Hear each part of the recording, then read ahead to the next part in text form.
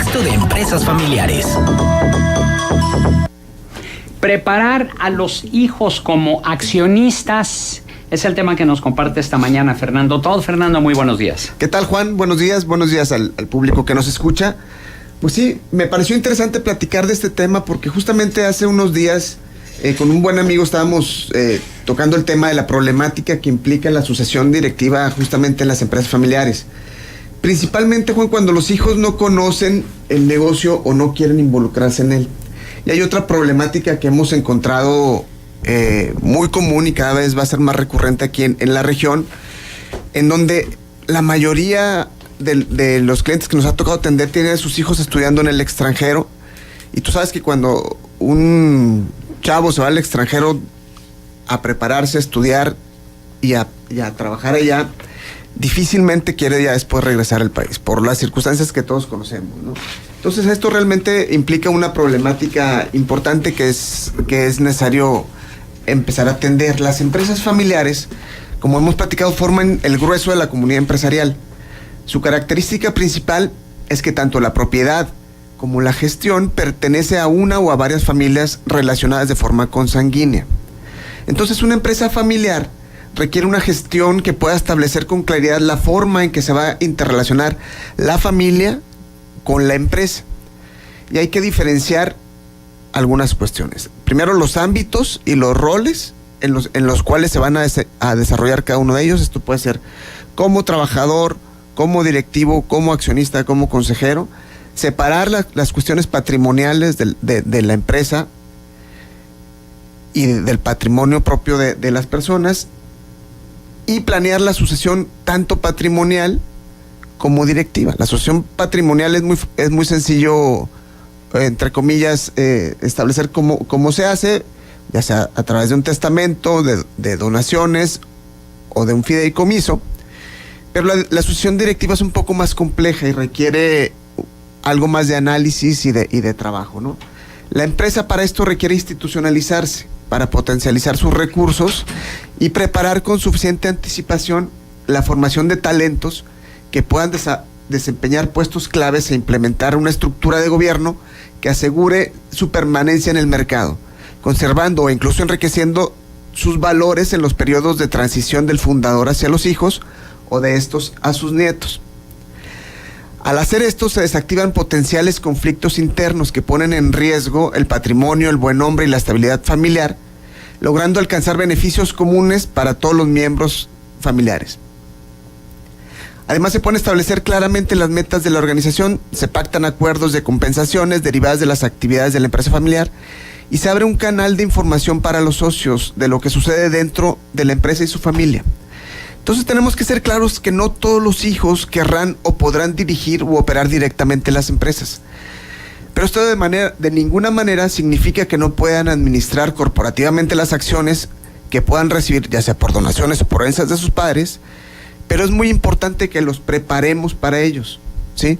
Es muy importante que preparemos a los hijos como buenos accionistas, no únicamente como el que se va a quedar a cargo de la empresa, el que la va a operar o que va a ocupar un puesto directivo, sino que sepa cuáles son las funciones de un accionista, cuáles son los derechos, cuáles son las obligaciones y qué debe él conocer de los estados financieros, por ejemplo. Entonces todo esto es un trabajo que hay que hacerlo. ¿Por qué es importante? Vamos un poquito a la práctica. Nos pasa mucho que, por ejemplo, un empresario tiene a su hijo que se dedica a un giro totalmente diferente. O una hija que se casa y se va de la ciudad o que se dedica al hogar y que no tiene el tiempo o el interés de trabajar directamente en la empresa para conocerla, ¿sí?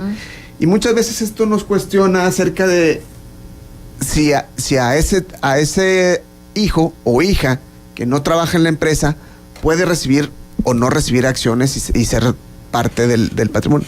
Es muy importante esto que tú mencionas, Fernando, porque me viene a la mente, no sé si haya una clasificación para decir accionistas activos y accionistas pasivos. Es decir, en el hecho de los hijos que, como tú decías, no están interesados en el negocio, ellos tienen otras actividades, otra profesión, y entonces entrarían en el terreno de los accionistas pasivos. A mí nada más denme las utilidades, ¿sí? Y en el otro caso, los accionistas activos, los hijos que si bien ocupan cargos directivos y están interesados en la empresa y pueden tener de alguna manera voz, aunque no voto en un momento dado.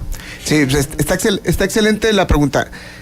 No existe como tal un accionista que sea pasivo o uno que sea activo. Si eres accionista, eres dueño de la empresa en el porcentaje del capital social que ostentes. Bueno, a lo mejor no utilicé el término correcto. A lo que me refiero es el que no está interesado en la empresa y a mí nada más denme mis utilidades. Claro. Y el que sí está interesado y ve todos los movimientos e incluso hace propuestas. Ahí es donde muchas veces nos empezamos a cuatrapear todos, porque muchos piensan que porque trabajan en la empresa son más dueños de la empresa que los accionistas. Exacto. Pero aquí tenemos que diferenciar que una acción te da a ti derechos de tener dividendos, ¿sí?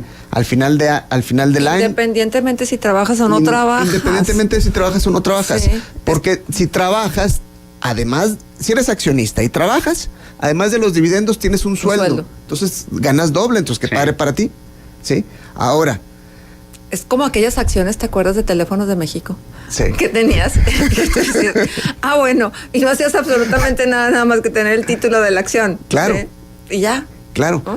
Y ahorita ya hay un poquito más de flexibilidad en cuanto a las acciones, porque, por ejemplo, si un hijo, volvemos al ejemplo del hijo hippie, que me gusta para ejemplificar, un hijo que no se dedica para nada a una cuestión corporativa administrativa. Tengo un hijo hippie, espero que mis hijos no estén oyendo esto porque no quiero dar ideas.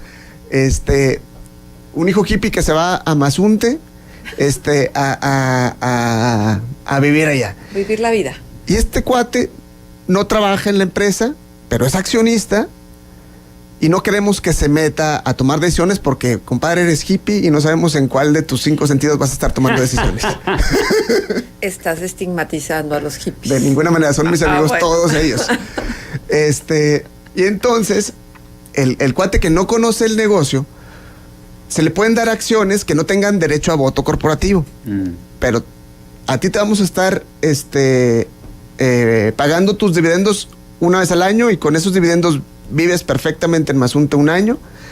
Nomás que no tomas decisiones aquí, amigo, porque pues no nos ayudas mucho, porque no tienes la capacidad, no tienes el conocimiento, y en Navidad te esperamos en la casa para abrazarnos y pasárnosla bien padre. No hay que mezclar peras con manzanas. Una cosa es la distancia entre la empresa y la familia. Una cosa es la cuestión familiar afectiva, ¿sí? En donde no involucramos una cuestión de que como familia me tienes que dar resultados. No, o sea, el amor de la familia es incondicional. Pase lo que pase. O debería de serlo. Pero en la cuestión de la empresa sí tienes que dar resultados, ¿sí? En la familia, por ejemplo, tratamos de conservar las tradiciones. En la empresa tenemos que evolucionar y tenemos que cambiar y tenemos que estar activos viendo de qué manera lo sacamos todo más rápido. Entonces, por esto es bien importante que eduquemos a nuestros hijos a ser buenos accionistas cuando no se van a involucrar en la empresa, para que de esta manera podamos dejarles acciones, un patrimonio que puedan ellos conservar, acrecentar y que puedan dirigir. Ahora, otro punto bien importante, estas acciones son representadas en un consejo de administración. Y si alguien tiene acciones suficientes en la empresa para tener un lugar en el consejo de administración, esta persona, volviendo al ejemplo de nuestro amigo hippie, podrá contratar un consejero que tome las decisiones de la empresa sentado en el consejo de administración, porque es alguien que sí conoce de ese negocio. Como su representante. Como su representante, quien lo va a estar cuidando y quien va a estar... Oye, pero precisamente con ese esquema es que luego se hacen alianzas al interior de los consejos para tomar decisiones, claro, ¿no? Y entonces se va inclinando la balanza hacia algún lado porque hay mayoría en los accionistas para tomar una decisión. Pero, por ejemplo, si hay un representante que no está interiorizado no sé si pudiera haber alguien que no forme parte del consejo y que sea el representante legal de esa persona. Que no forme, no. Sí, o sea, yo soy accionista. Ajá. Y a lo mejor por la cantidad de acciones yo no tengo lugar en el consejo, ¿sí? pero yo quiero saber qué están haciendo dentro del consejo. ¿Yo tengo que esperarme al informe de accionistas para saber qué decisiones tomaron? ¿O yo puedo nombrar a un representante? No, si no tienes acciones suficientes para tener un lugar en el Consejo de Administración, debes esperar a la asamblea anual para revisar los estados financieros. Pero entonces te tienen que proveer la información con tiempo para que tú la analices y revises y preguntes, y al momento de la asamblea apruebes o desapruebes el estado financiero. ¿Sí? Todos estos controles son muy importantes que los podamos ir atendiendo en la práctica, porque si hay mecanismos para las minorías incluso que no son representadas. Pero fíjate, eso es la cultura del accionista, eso es saber qué puede y qué no puede hacer un accionista. Exactamente. ¿Verdad? Pero luego está integrado esto, por ejemplo, en alguna materia a nivel universitario, como si fuera algo que tuviéramos todos que conocer, independientemente si tenemos oportunidades de ser accionistas o no de una empresa, dentro de una materia que tuviera que ver con cultura financiera general. Pues yo esperaría que ya varias universidades estuvieran tocando una materia de gobierno corporativo, porque es para el mundo de los negocios de aquí en adelante cada vez va a tener más necesidad de establecer un gobierno corporativo, y si no empezamos a preparar a los chavos en este sentido, vamos a tener muchos problemas en el futuro. Uh-huh. Porque vamos a generar dueños de empresa que no saben cómo operarla, cómo dirigirla o cómo proteger su patrimonio, ¿sí?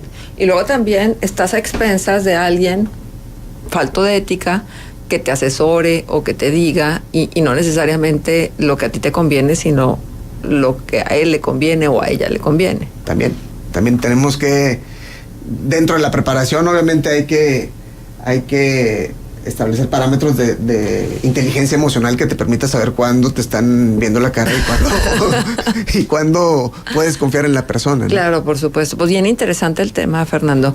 Como siempre, muchísimas gracias por estar con nosotros. ¿Nos dejas un punto de contacto? Mi blog es ftr.mx. Muchas gracias.